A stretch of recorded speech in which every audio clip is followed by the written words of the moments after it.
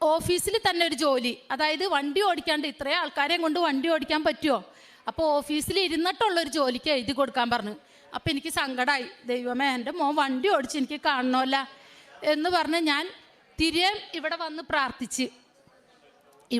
പ്രാർത്ഥിച്ച് പിറ്റേ ദിവസം എന്നെ വിളിക്കണം എൻ്റെ മോൻ ജോലിക്ക് ചെല്ലാൻ പറഞ്ഞെന്ന് പറഞ്ഞപ്പോൾ ഞാൻ എൻ്റെ മാതാവേ, ജോലിക്ക് പോകാൻ ഭയങ്കര ടെൻഷൻ.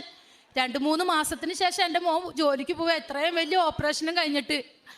അത് കഴിഞ്ഞപ്പോൾ ഞാൻ ഒരു ആശാവർക്കറല്ല, ഞാൻ മീറ്റിങ്ങിന് പോകാനായിട്ട് ബസ് സ്റ്റോപ്പിൽ ബസ്സിൻ്റെ അടുത്ത് നിൽക്കുമ്പോൾ ഒരു ട്രാൻസ്പോർട്ട് ബസ് ഓടിച്ച് എൻ്റെ മോൻ വരുന്നു. എൻ്റെ അടുത്ത് നിന്ന് ഓണടിച്ച് എൻ്റെ മോൻ ട്രാൻസ്പോർട്ട് ബസ് ഓടിച്ച് എൻ്റെ പരിശുദ്ധ അമ്മ എൻ്റെ മുന്നിൽ കാണിച്ചു തന്ന് ജീവനോടെ ഒരു കൈയും കാലും തളർന്ന് അറിയാണ്ട് മൂത്രം പോയിക്കൊണ്ടിരുന്ന എൻ്റെ മോനെ അമ്മ സുഖപ്പെടുത്തി തന്ന അത്ഭുത സാക്ഷ്യം.